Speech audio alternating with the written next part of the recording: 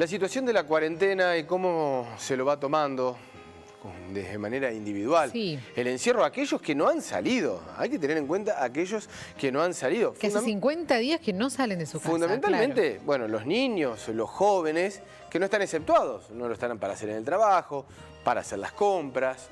Sí, y la pandemia puso en evidencia eso que estás diciendo, pero sobre todo pensando en esos adolescentes y esos niños que no quieren, o sea, que no les interesa volver a salir, Bueno, que no están entusiasmados con que esto termine. Hay distintos motivos del por qué no tiene que salir. Uno de ellos es hasta el miedo, hasta el temor. Puede ser. Otro es el miedo de lo que se va a encontrar afuera. Viste que uno está acostumbrado a salir, pero hay gente que ha hablado, que ha salido en los últimos días, con una cuestión de las flexibilizaciones, y dice, bueno, me sentí absolutamente distinto. Claro, que tienen hasta esa necesidad de ese aislamiento, ¿no? Bueno, situaciones como para estar observándola, qué es lo que sucede con cada uno de nosotros en cuarentena. Vamos a invitar a esta charla del Último Café a Gilda Silvestre, que es psicóloga de Rosario. Buenos días, Gilda, ¿cómo estás? Buenos días, un gusto. Bueno, un gusto. Saludo a todo Rosario, qué bonito. Gracias, saludos allá en la ciudad hermosa también. Bien. La ciudad de ustedes es hermosa. Y saludamos también a Francisco Pipino, psicólogo de la ciudad de Río Cuarto. Francisco, también a vos, buenos días. ¿Qué tal? Buenos días para todos, buenos días para la colega de Rosario. Bueno, hola, buenos días. Qué situación, ¿no, Gilda? Hay algunos, no sé si te ha tocado, si lo has tenido la particularidad de estar tratándolo, obviamente que conoces de lo que le puede llegar a suceder, pero digo si has tenido la posibilidad de estar en contacto con alguno, de que tiene hasta ese temor de volver a salir. Más que nada es el temor que tenemos absolutamente todos, ya sea con adolescentes trabajo bastante. El temor que tenemos todos, qué pasa, la ansiedad, la incertidumbre, en esta cuestión de estar como en una situación de pausa, estar viviendo en forma de pausa, los proyectos que repentinamente a los adolescentes y sobre todo los chicos que empiezan a estudiar una carrera, los que tienen la posibilidad de estudiar alguna carrera, justo que entraban en el primer año, los chicos de 17, 18 años dicen, uy, ¿qué pasa ahora? ¿Qué vamos a hacer? No sabemos qué hacer, pero eso nos sucede en sí a todos. Tenemos que tratar de poder escucharlos, obviamente, acompañarlos como papás, como hermanos, como tíos, tratar de acompañarlos en todo, desde todo lugar, con mucha paciencia, vernos a nosotros mismos qué nos pasa, porque los adultos somos el cimiento de la autoestima de ellos, de los niños y de los adolescentes. Los adolescentes están más bien en otra postura, ¿no? Que tiene que ver con esto de poder transitar esta cuestión de comenzar a deshacerse de la autoridad de los padres. Entonces esto de salir y no poder ver a los amigos y no poder estar con sus pares es toda una cuestión, ¿no? Pero la tramitan bastante bien. No descalifiquemos tanto a los adolescentes. En sí, los déficits, el déficit lo tenemos los adultos. Ellos tramitan bastante bien. Los que tienen la posibilidad de acceder a la conectividad entran en contacto con otros chicos con la conectividad, están muy, realmente, se adaptan más fácilmente de lo que creemos. Y los niños también. Bueno, y ahí juega un papel muy importante el rol de la tecnología, ¿no, Francisco? También en este encierro que estamos teniendo y sobre todo en los adolescentes que la utilizan tanto.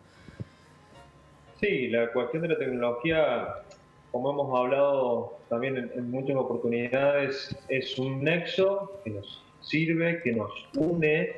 Ha sido un desafío este tiempo de pandemia y el desafío radica fundamentalmente en los adolescentes en poder mantener, y en los adultos también, ¿no? En poder mantener los vínculos a través de lo virtual, sin la presencia del otro, que muchas veces nosotros insistimos en esa necesidad. Pero claramente que la tecnología ha jugado un gran papel para el adolescente y esa deuda pendiente que tenemos los adultos en poder adaptarnos en esta virtualidad de comunicarnos y encontrarnos. Pero claramente para los niños y los adolescentes que vienen ya en una generación tecnológica, para llamarlo de alguna manera, nacen con esta predisposición a comunicarse por este medio virtual. Entonces, esto no es algo novedoso para ellos. Sí me parece que es interesante poder tal vez plantear qué es lo que sucede con el aislamiento y qué es lo que uno va viendo en cuanto a demanda, el adolescente y el niño a ver qué es lo que le pasa después de un cierto y determinado tiempo, que termina siendo un reflejo también de lo que le pasa al adulto. ¿Y eso cuándo lo vamos a saber, Francisco, Gilda? ¿Cuándo vamos a tener esos datos? ¿Una vez que termine el aislamiento, le damos un tiempo a ver qué demandan? Eso se va viendo día a día, así como los infectólogos dicen que con respecto a la pandemia es algo totalmente nuevo, va cambiando todo. Bueno, lo vamos a ir viendo día a día. Las cuestiones quizás, crisis de ansiedad, ataques de pánico, pero eso hubo siempre. Décadas ha habido ataques de pánico, crisis de ansiedad. Ahora quizás lo que nos está sucediendo es que hay una irrupción de un real.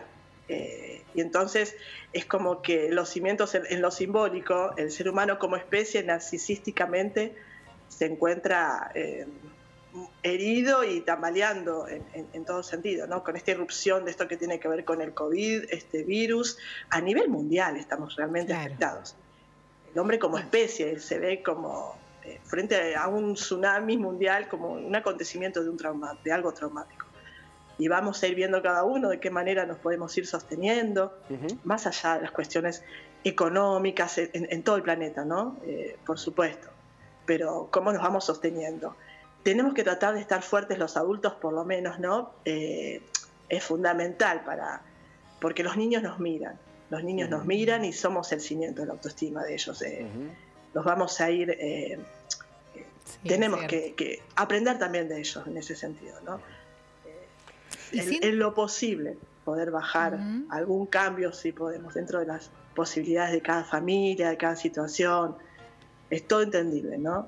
La angustia por querer trabajar, en lo que fueren, de otras maneras. Y volviendo a lo que decías al comienzo, Gilda, ¿sienten que hay mucho miedo en volver a salir más allá de la edad? Entonces, por ahí nos habíamos enfocado en los adolescentes y niños.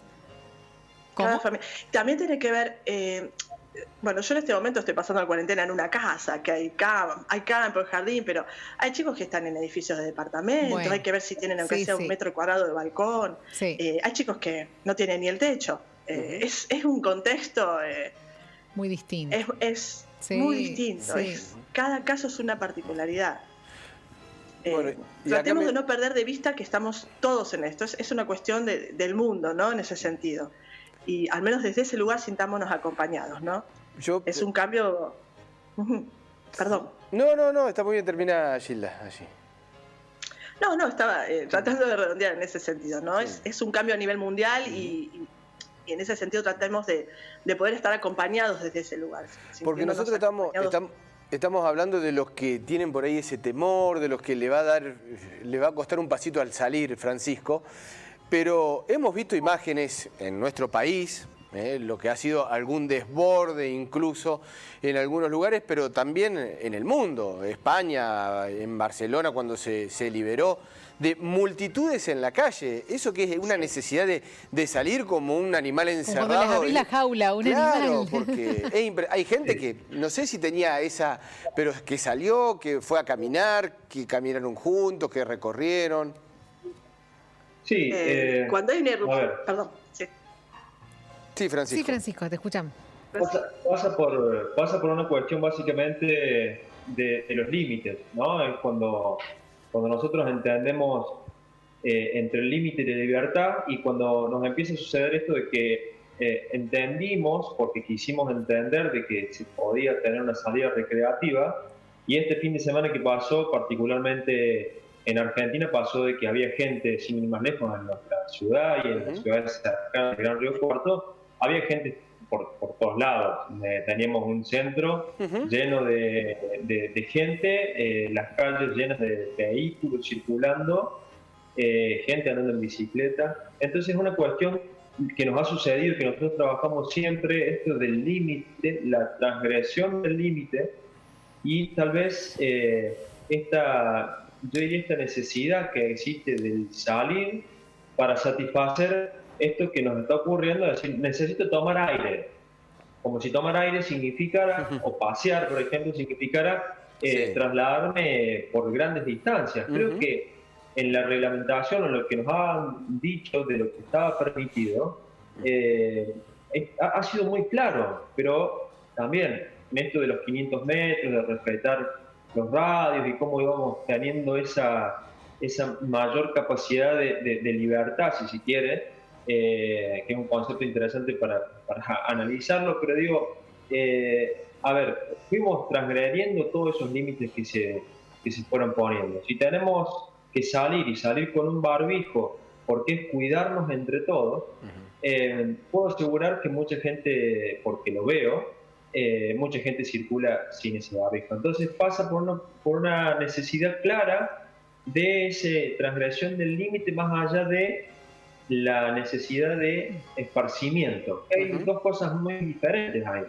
Esparcimiento si está dedicado a un tiempo determinado, en una hora determinada, de acuerdo a las circunstancias y el contexto que tengamos, se puede considerar el esparcimiento. Claro. Pero me voy a ir un rato para atrás en lo que decían también respecto de los jóvenes, porque uno también trabaja con adolescentes, con niños, y generalmente la demanda de esta situación de encierro, la demanda viene puesta de los padres, en primer lugar, reclamando como que los niños, los adolescentes están encerrados, están sobreadaptados al encierro así lo manifiestan los papás, no es algo que estoy diciendo yo.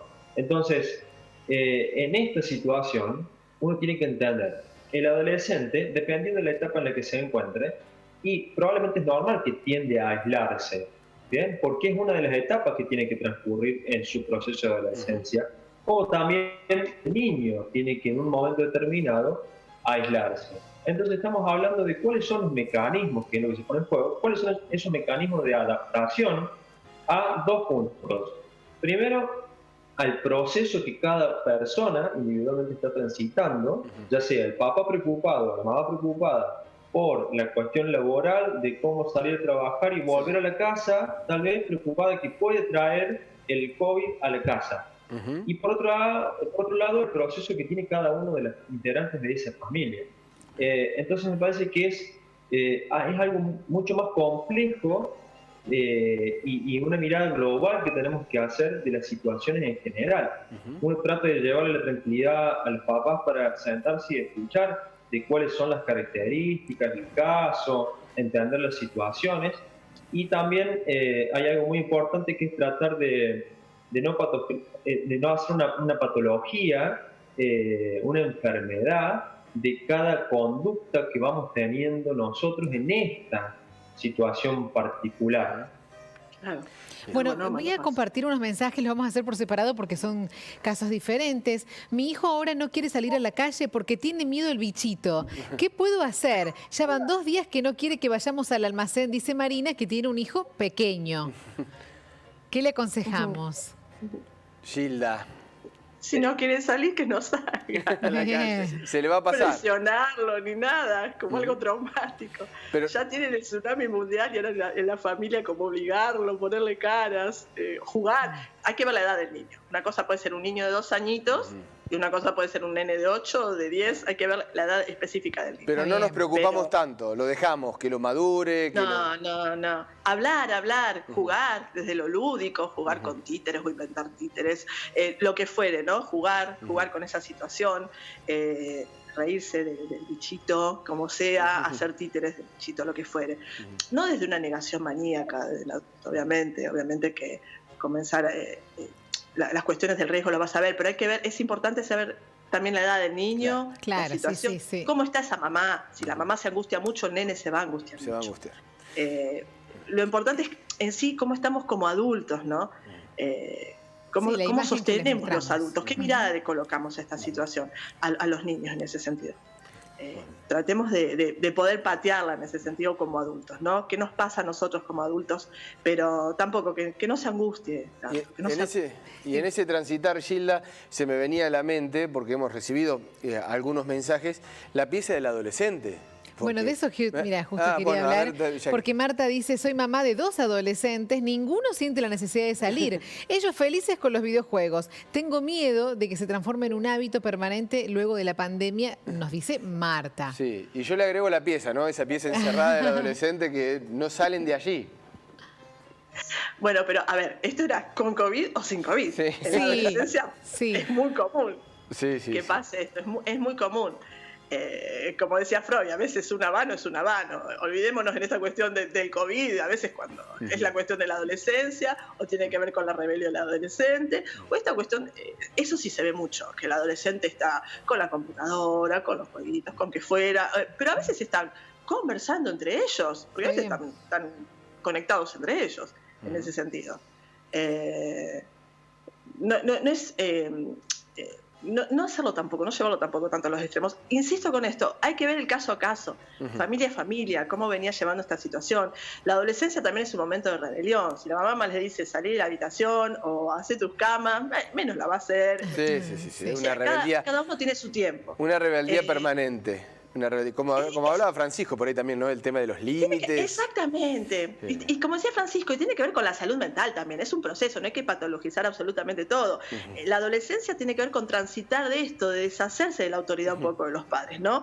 De tratar de contradecir, de tratar de deshacerse de eso, ¿no? Así se logra un buen clivaje, algo que tenga que ver con todo un recorrido psíquico liminal que se va llevando a cabo en la vida cotidiana ya de los chicos. Irrumpió esto del COVID, pero bueno. El otro día me sorprendió, lo comparto para ver si puede ser. Un ranking en una de las redes sociales, había allí que había que ir sumando algunos detalles sobre la situación de el 2020 y el COVID. ¿Cuál es la peor parte de estar, por ejemplo, en un sexto año?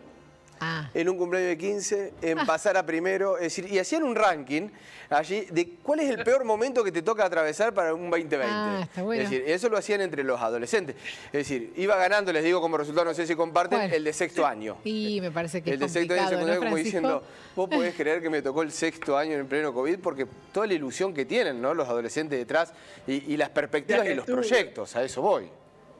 Claro. Todo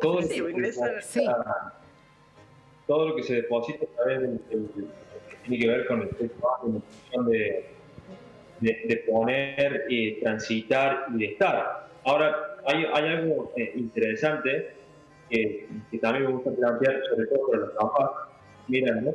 Y digo, en esto que vos haces referencia a la habitación, ¿no?, del adolescente, a mí me parece muy importante que lo que nos ha pasado desde el tiempo de COVID es, para que lo pongamos en igualdad, la habitación de adolescente es lo que empieza a ser la casa para todos nosotros. Es un fenómeno que no debería tener lo que ustedes, porque encontrarnos en nuestro lugar, en nuestra casa, generar el sentido de pertenencia. El adolescente tiene lugares marcados, por eso se hace el ranking de por qué te toca, qué peor época te toca, digamos, pero me parece que en ese punto tenemos que empezar a entender. Por ahí el papá se asusta, por ahí el papá empieza a notar, esto entre comillas, porque se empieza a dar cuenta de ciertas conductas que tal vez antes no eran observables por una cuestión de tiempo y de compartir. Y hoy pasa esto que ustedes están comentando y las preguntas que llegan, ¿no? Entonces, es darnos ese tiempo para poder explicar, observar sobre todo, y en base a eso uno puede de alguna manera también generar alguna estrategia de acompañamiento, de abordaje, dependiendo de caso. Pone casos muy distintos, como el de Mario, que dice: a mis hijos, en cambio, yo no los puedo contener. Les cuento una anécdota, los mando a comprar y siempre se olvidan alguna cosa para poder volver al kiosco. Bueno. Se adaptan al barbijo, a la distancia social, dice Mario. Bueno. Otra realidad. Después, mis hijos no entienden mucho la situación y se me acaban las explicaciones. Tienen 2 y 6 años. Cocinamos, hacemos la tarea, pero nos cuesta, explica Rosana. Es el transitar, Gilda, ¿no? Lo que decíamos, cada uno a su manera. Sí. Claro, cada caso un mundo. Claro, el de 2 años quizás le cuesta un poquitito, puede ser, pero tiene la suerte que tiene el hermanito. En ese sentido, bueno, más o menos tratar de entretenerlo. Son 2 grupos etarios marcados, diferentes, pero el de 6 creo que quizás, no sé, no hablé con la mamá, pueda entenderlo, pero sí, es cada familia un mundo con respecto. Y nos toma esta pandemia, nos toma en el momento de la vida en el cual nos encontrábamos. Y sí. Frente a una situación determinada, en un durante de algo. De golpe estamos como pausados, detenidos por un momento, porque dura la pandemia. Nos toman en el durante, estamos en un durante de algo, en una situación, ya sea iniciando algo, terminando algo, en un durante, a todos en la vida en una situación. El viaje de fin de curso, lo que fue, no sé, el 6º año, como decían recién, no sé, transitar del pasaje del jardín a la primaria, en el momento de la vida en que estábamos, ¿no? Y bueno, tratar de llevarlo, sobre todo los niños, en los adultos también, al lado lúdico. Y los grandes también, tratar de hacerlo lúdico, tratar de divertirnos, dejar de estar tan serios y los adultos comenzar a divertirnos con ellos. Está bueno ese mensaje. Está bueno ese mensaje, bueno. Sí, sí. Bueno, llegamos al final. Sí, nos quedamos sin tiempo. Tenemos un montón de preguntas más, muchos más que se han comunicado con nosotros. Le agradecemos a todos por los mensajes. Lamentablemente llegamos al final. Francisco y Gilda, muchas gracias a los dos. Muchas gracias a ustedes. Muchísimas gracias. Y que sea positivo el regreso a la actividad de cada uno de ellos, ¿no? Porque los psicólogos ya pueden volver a trabajar con los protocolos y todo.